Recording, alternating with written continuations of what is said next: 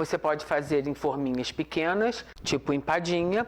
Você pode usar umas formas maiores para servir como entrada, ou então numa forma grandona e você servi-la como prato principal. Se você gostar dessa receita, curta, compartilhe com seus amigos, se inscreva no canal e acione o sininho para receber as notificações dos novos vídeos. E se ficar com alguma dúvida ou quiser fazer um pedido, manda para cá. Outra coisa que eu não falei, essa receita ela é ótima para se fazer no verão, porque ela é muito bem comportada em relação ao calor, por não levar ovos nem na massa e nem no recheio. Eu tenho aqui 70 gramas de manteiga, que eu deixei em temperatura ambiente e ela está bem molinha, que fica mais fácil de incorporar.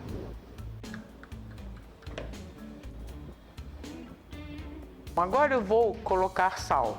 Eu deixo a quantidade a gosto. E eu tenho aqui uma xícara de farinha de trigo comum que eu vou começar a incorporar aqui. Inicialmente, a gente começa com esses 3 ingredientes. Então agora é questão de fazer aquela famosa farofinha. A manteiga estando derretida, você faz a farofinha bem mais rápido. Existem algumas receitas que diz que a manteiga tem que estar congelada. Eu não gosto, porque eu fico 1 hora tentando quebrar a manteiga aqui e demora muito mais. Desse jeito, ela já está molinha, você incorpora ela bem mais fácil. Como também, se você não quiser usar manteiga, você pode usar óleo, azeite ou qualquer outra gordura de sua preferência. Eu acho que manteiga nessa receita é um casamento perfeito. E no caso das outras gorduras, você deve usar a mesma quantidade. No caso, 70 gramas. Então, agora que a gente tem aqui uma farofa bem misturadinha, vamos adicionar o outro ingrediente, que é a água. Eu tenho aqui 1/4 de xícara. Só que eu não vou colocar essa água toda de uma vez só. Eu vou colocar um pouco e vou incorporar.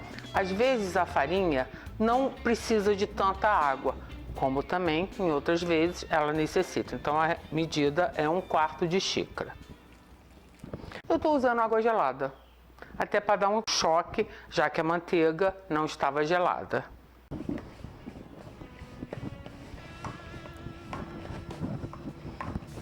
Olha só como é que ela já vai formando. Essa massa ela é ótima, eu adoro trabalhar com ela. Olha só como é que ela vai ficando fofinha. Olha, eu não vou precisar usar o restinho da água, porque vocês estão vendo, olha, ela tá formando uma bola e todos os pedacinhos, quando eu vou apertando com a massa, eles vão se juntando e a minha forma vai ficando completamente limpinha. Olha só. Eu agora gosto de dar uma amassadinha, não é sovar igual você faz algumas massas, é só para ela ficar bem incorporada, porque uma outra coisa que eu vou falar para vocês é a seguinte: também existem várias receitas que agora manda você enrolar essa massa num plástico filme e levar para a geladeira. Aí você deixa lá tipo meia hora, 1 hora, aí depois você retira para informar. Eu também não gosto de fazer isso porque a massa fica dura pra caramba, gente. Aí você fica ali sofrendo. A massa assim, olha como é que ela tá fofinha, ótima para você moldar, não só numa forma grande, quanto em menorzinhas. Quando eu uso forma grande, eu gosto de abrir com um rolo de macarrão. Okay? No caso, eu coloco 2 folhas de papel manteiga, coloco a massa no meio e com o rolo eu vou abrindo até ficar do tamanho. Mas quando eu uso forminhas pequenas, eu acho desnecessário, porque senão você vai ter que ficar cortando os pedacinhos da massa para depois encaixar. Então eu gosto de moldar com a mão mesmo. Então eu vou pegar, porque eu vou fazer em forminhas de cupcake, eu vou pegar elas ali, vocês verem como é que eu gosto de fazer. Bom, agora eu vou forrar as forminhas. Você pega a massa molinha, sem suar nem sofrer para abrir a massa.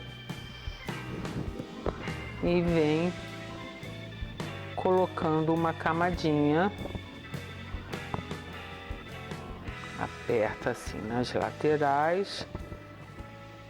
É uma massa bem elástica. Aí, no caso, assim, eu dou duas dicas. Você pode preferir a sua quiche mais gordinha, com as laterais e o fundo mais grossinho. Ou então, se você quiser, você mais fininha, é só você ir apertando até ela ficar na finura que você deseja. Eu vou aqui só nivelar, para não ficar nenhum pedaço com mais massa do que o outro.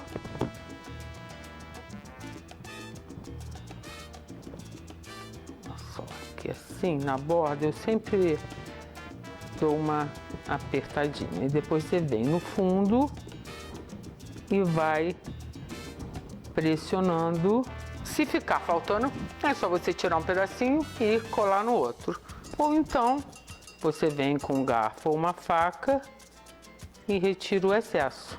Com 70 gramas de gordura e uma xícara de farinha de trigo, você tem 10 cupcakes. Ou você pode forrar uma forma de 25 centímetros de diâmetro. Então agora o que a gente vai precisar fazer? Eu vou precisar levar essa minha massa para dar uma pré-assada.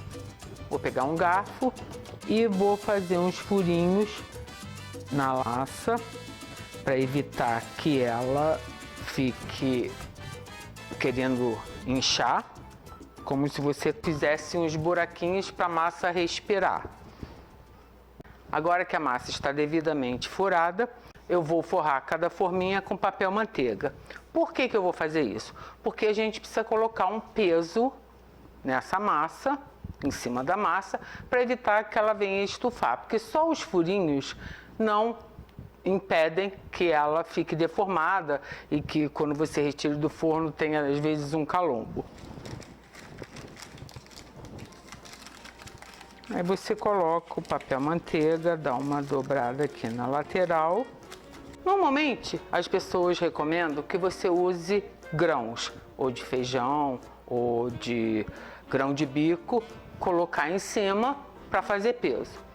Só que eu acho que isso, sinceramente, é você jogar comida fora, porque depois você não vai ter como aproveitar esse grão que ficou tostado e dependendo do tempo, ele até chega a ficar esturricado. Então o que eu faço? Eu aqui em casa uso pedra rolada. Essa pedra rolada está higienizada, óbvio, eu lavo e mantenho num saquinho só para quando eu faço quiches. Mas você não tem pedra rolada? Não tem problema, você pode usar pedrinhas de rio, você pode usar bolinhas de gude ou mesmo brita, contanto que elas estejam limpinhas. Então você vem, pega aqui, 4 já é o suficiente, tem o papel que vai impedir ela ter contato com a massa. E agora eu vou fazer isso em todas as forminhas e vou levar ao forno. Normalmente eu gosto de deixar o forno bem baixinho para ela dar uma pré-assada, para aí sim a gente adicionar o recheio e voltar para o forno. Cuidado, porque às vezes o forno, mesmo ele estando baixinho, ele acaba dourando ou tostando demasiadamente a massa. Aí o que isso vai acontecer? Quando você colocar o recheio e levar de volta para o forno, pode vir a queimar a sua massa. Após 20 minutos no forno bem baixinho, agora vamos retirar aqui o papel manteiga com as pedrinhas. Olha só, elas estão firmezinhas, prontas para receber o recheio. Agora nós precisamos rechear. A minha dica do recheio é a seguinte: eu vou usar a mesma massinha, vamos chamar assim, ou a preparação que eu fiz do bacalhau gratinado. No caso, ele ainda não foi para o forno, mas se você quiser fazer um bacalhau gratinado, é só, em vez de colocar nas forminhas, colocar num pirex, cobrir com queijo e levar ao forno. Você vai ter um bacalhau gratinado. E eu vou usar agora o recheio que eu usei para o bacalhau para fazer o bacalhau gratinado para rechear as minhas quiches. Esse recheio aqui, vocês vão ver no vídeo, ele está bem cremoso, cheio de queijo, altamente suculento. A quantidade de recheio eu deixo a gosto. Bom, eu tinha aqui 500 gramas de bacalhau para ir para o forno, o bacalhau gratinado. Mas eu usei aqui 300 gramas, que eu pesei agora, aqui ficaram 200 gramas. Só para vocês mais ou menos terem uma ideia. E agora eu vou cobrir com queijo parmesão. Eu gosto sempre, eu comento aqui no canal, que a minha dica é você comprar o queijo parmesão em pedaço, porque assim você garante que o produto não está rançoso. Você pode ver normalmente, ou você pede para cortar a quantidade que você quer.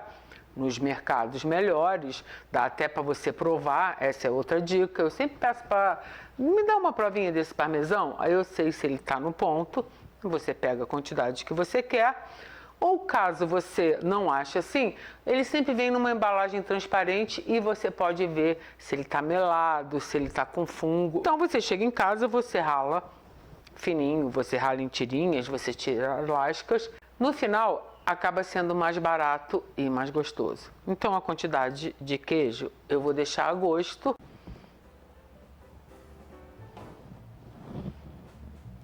Eu cubro não só a parte do recheio, como também a parte onde tem a massa. Bom, agora eu vou levar ao forno, continuo no forno baixo, principalmente porque a massa já foi pré-assada, então eu vou deixar para o queijo derreter. E daqui a pouco eu volto para mostrar para vocês. Essazinha daqui, eu não deixei ela ficar por mais que 30 minutos no forno baixo, porque apesar do queijo não estar dourado, ele está completamente derretido.